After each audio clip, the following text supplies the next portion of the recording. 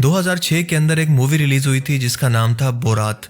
इसमें एक मुस्लिम मुल्क काजिकिस्तान का मजाक बनाया गया था कि यहाँ की आवाम कितनी जाहिल है और ये मुल्क कितना गरीब है जो दुनिया से हजारों साल पीछे है। अब उस टाइम के अंदर ये बात वाकई सच थी क्योंकि जंगों की वजह से और सोवियत यूनियन का हिस्सा रहकर इसने खुद को तबाह कर लिया था। मगर ये है आज का मौजूदा काजिकिस्तान और उसका कैपिटल। सेंट्रल एशियन मुल्क काजिकिस्तान जो कि एक टाइम के अंदर सोवियत यूनियन का हिस्सा था, एक इंतहाई इंटरेस्टिंग मुल्क है जिसके बारे में बहुत लोग नहीं जानते। मिसाल के तौर पर यह दुनिया का सबसे बड़ा लैंडलॉक कंट्री है जिसके चारों तरफ कोई समंदर मौजूद नहीं और इसका बॉर्डर कनाडा यूएस बॉर्डर के बाद दुनिया का सबसे लंबा बॉर्डर है जो कि 7500 किलोमीटर लंबा है।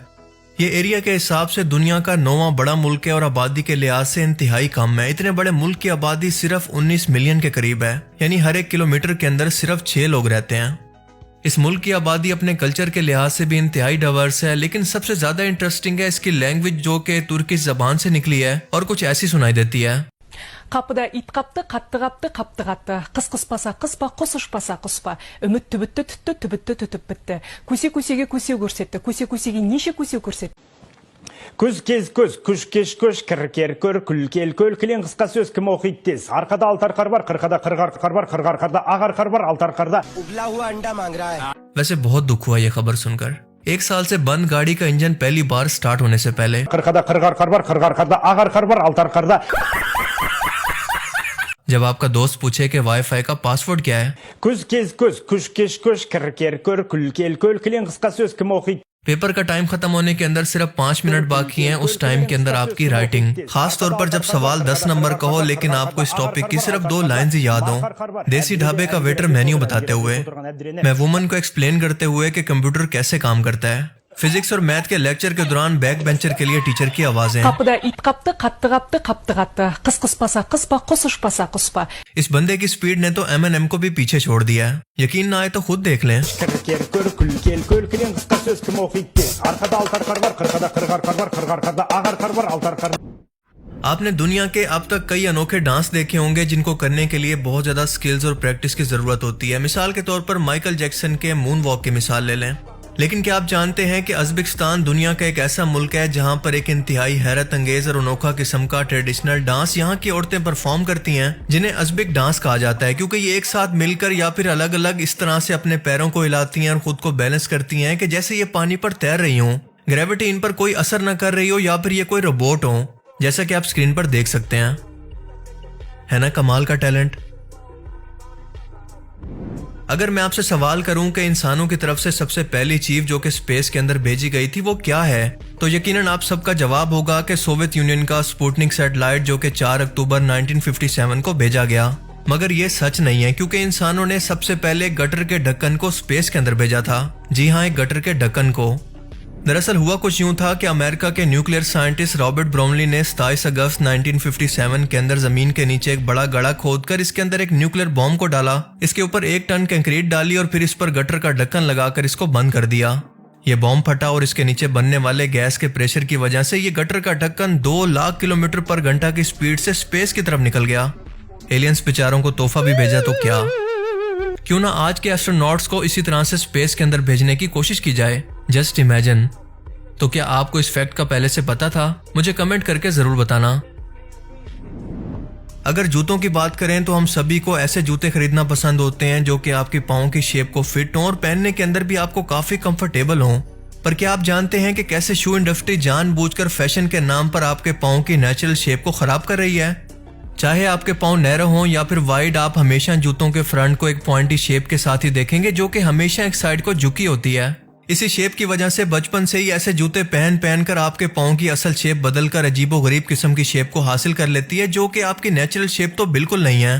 पाँव की वो शेप जिसके साथ आप पैदा होते हैं वो कुछ इस तरह से दिखती है और ऐसा सिर्फ और सिर्फ शू इंडस्ट्री की गफलत की वजह से हो रहा है। और इसका सोल्यूशन सिर्फ ये है कि तलाश करके ऐसे जूते अपने बच्चों को पहनाएं और खुद पहने जो कि आपके पाँव की शेप के साथ मैच हो, ना कि इन्हें खींचकर जूते की शेप आपके पाँव को बिल्कुल वैसे शेप दे जैसा कि वो बनी हुई है।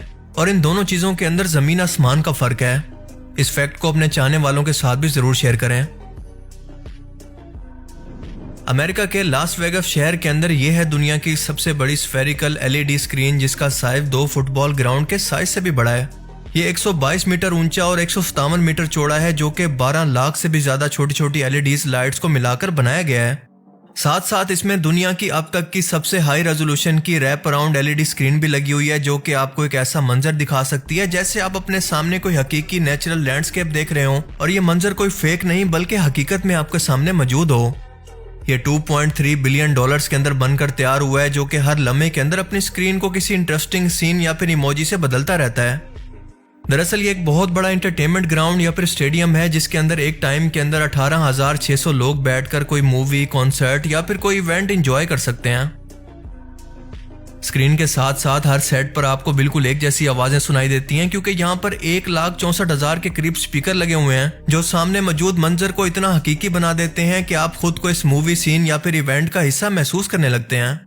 यही नहीं बल्कि स्टेडियम की सीट्स मूवी या कॉन्सर्ट सीन के मुताबिक खुद को वाइब्रेट भी कर सकती हैं और ये अपना टेम्परेचर, स्मेल और कलर सब कुछ सीन के मुताबिक बदला जा सकता है। 19 सितंबर 2023 से ये पब्लिक के लिए खोल दिया गया है।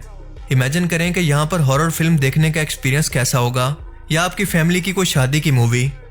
तो क्या आप यहाँ पर जाना चाहेंगे? मुझे कमेंट करके जरूर बताना।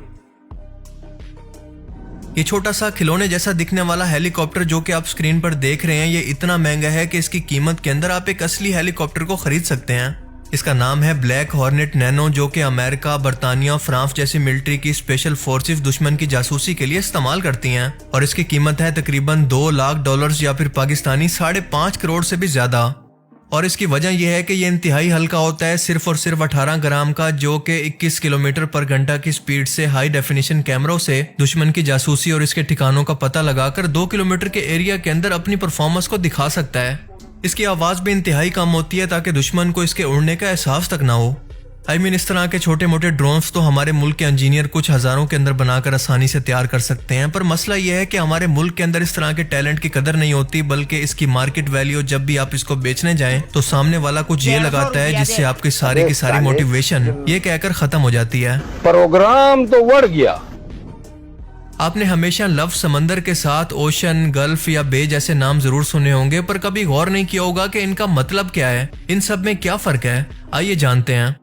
ओशन पानी का सबसे बड़ा स्टोरेज होता है और ये सबसे ज्यादा गहरा होता है, और ओशन हमेशा जमीन से या फिर किनारों से काफी दूर होते हैं, मसलन Atlantic ocean, Indian ocean, Arctic ocean वगैरह।